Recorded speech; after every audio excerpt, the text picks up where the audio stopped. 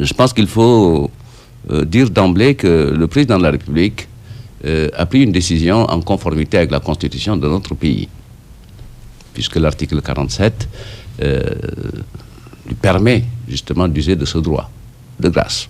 Et dans la formulation, il n'y a pas de conditions particulières ou spécifiques qui environnent l'exercice de ce droit. Donc on peut le considérer comme un droit régalien, comme un droit discrétionnaire. Et jusqu'ici, depuis 2012, il y a plus de 7000 Sénégalais qui ont bénéficié de cette grâce, de ce droit de grâce. Dans le dernier cas concernant M. Karim Wade, et on parle de Karim Wade, mais on oublie qu'il y a des consorts, des gens avec qui il a partagé le même sort, Aliou Samba Diassé, Bibo Bourgi, qui ont bénéficié dans les mêmes termes de la grâce. Et puis non. Puis non, puis il est sous le régime de la liberté conditionnelle. Et la liberté conditionnelle, c'est le domaine du juge. Très bien. C'est le domaine du juge. Ok. La grâce, c'est le domaine du pouvoir régalien. Ce qui me semble essentiel de dire, après ce premier principe de vérité constitutionnelle, c'est de dire que l'état de droit s'appuie sur des principes forts. L'égalité des citoyens, ou l'égalité entre les citoyens.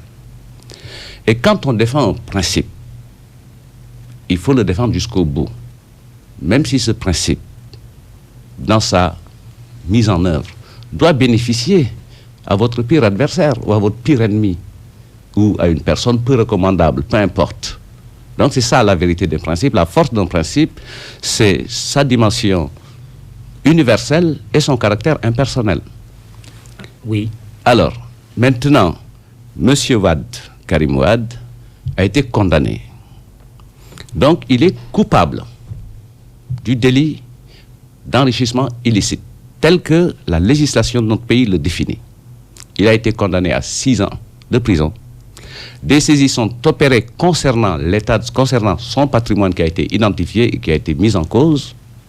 Il a exécuté la peine qu'il a été infligé par la justice de notre pays. Et selon le principe et les règles, il a bénéficié d'un droit de grâce. Pour ce que j'en sais, c'est comme ça que les choses se sont passées.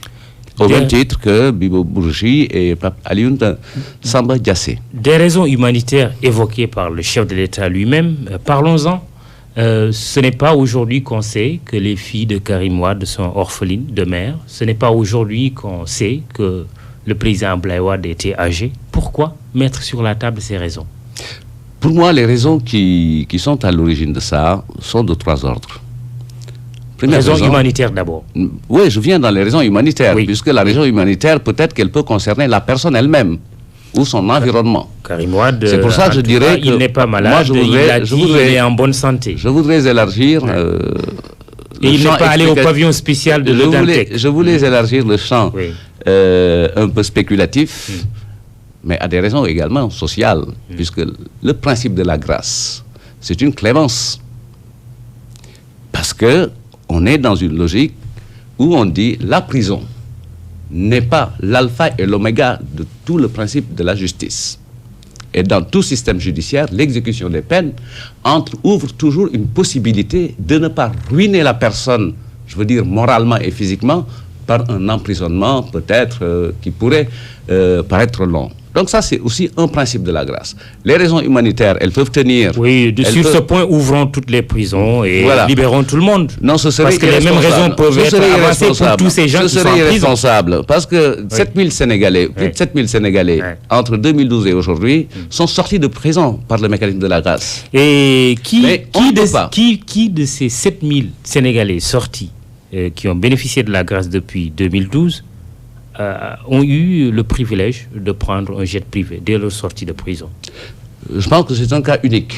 Ah oui, absolument. Et c'est ce qui indique... Pourquoi ce traitement spécial pour Karim Wade? Alors, l'État est responsable d'une chose. L'État du Sénégal est responsable de la sécurité des citoyens. Dès lors que la grâce est totale, pleine et entière, l'État du Sénégal n'a aucune obligation de s'occuper de la sortie du territoire de quelqu'un. C'est M. Karim Wade lui-même, en toute responsabilité, qui a peut-être eu la nostalgie de ses amis du Qatar. Non. Soyons plus précis. Vous êtes le porte-parole du gouvernement. Oui, vous n'avez pas le droit de dire peut-être. Vous n'avez pas le droit de dire peut-être. Si, j'ai le droit de dire peut-être. Ah oui? Si.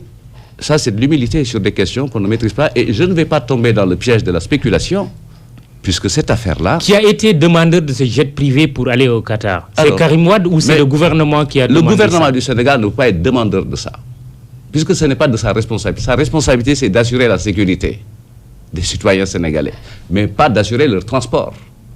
Si quelqu'un décide, parce qu'il a la nostalgie de ses amis, de ne pas perdre une minute au Sénégal, mais il a la liberté pleine et entière et sa pleine responsabilité. Est-ce que le gouvernement a veillé à ce que la procédure d'interdiction de sortie du territoire soit préalablement levée contre M. Karim Wade? Bien sûr. Elle a été levée. Autrement, il ne pourrait pas en être question. Il faudra peut-être la publier, autrement, cette levée-là.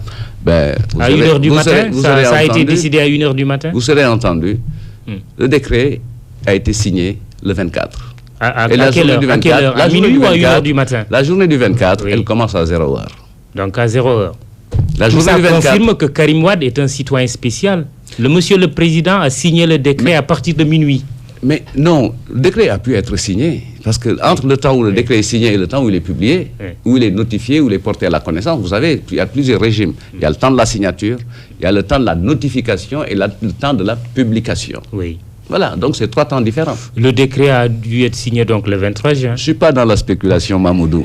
Oui, mais revenons sur les raisons humanitaires quand même, Seydou. Mais je disais que ce n'est pas maintenant qu'on sait que les filles de Karim sont orphelines et que son père, Abdoulaye Wade, ancien président de la République, était âgé. Mais si c'est ça, les éléments qui doivent dispenser quelqu'un d'exécuter une peine de prison, c'est immédiatement après la condamnation qu'il aurait dû être élargi.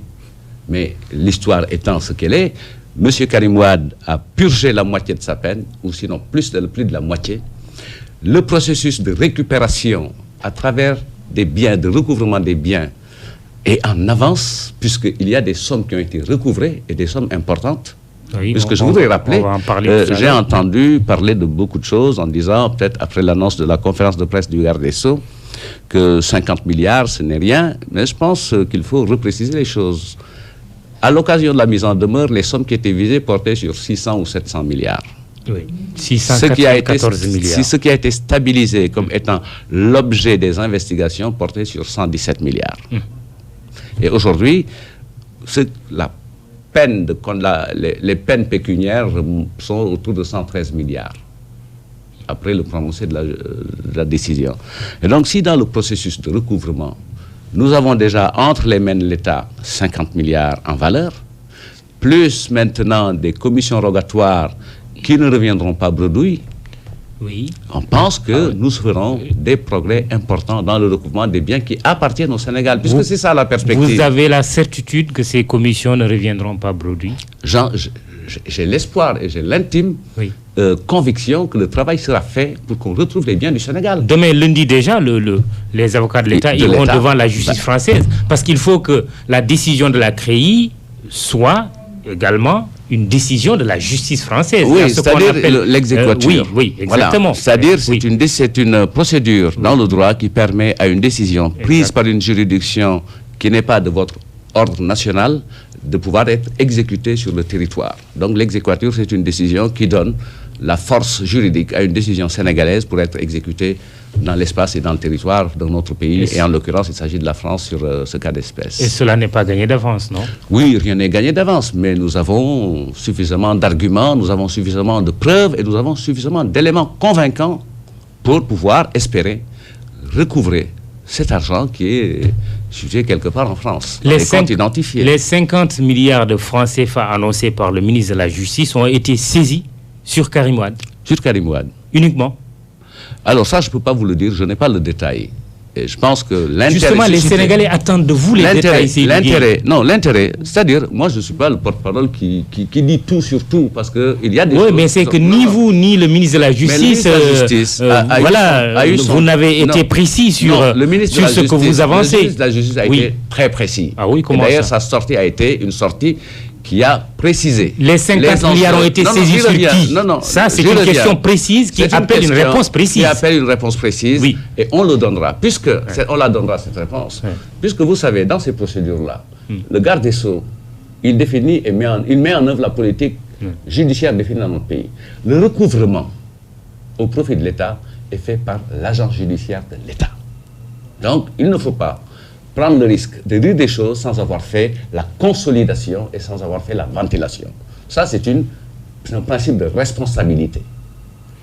Alors, Karim Wade dit dans sa déclaration « J'ai la conscience de celui qui a fait son devoir et exercé avec vertu et honneur les responsabilités d'État qui lui étaient confiées. Je remercie l'émir du Qatar, Cheikh Tamim Ben Hamad Al Thani, qui, par amitié pour moi, n'a cessé d'intervenir pour permettre qu'il soit mis fin à l'injustice que je subis depuis 4 ans. Je lui exprime ma profonde reconnaissance pour sa sollicitude. » Injustice, dit Karim Wade, qui remercie également l'émir du Qatar, sans un mot de remerciement pour le président Macky Sall qui l'a gracié. Vous ne vous en formalisez pas? Non, absolument pas. Ce que je retiens, oui. M. Wade dit qu'il a l'intime...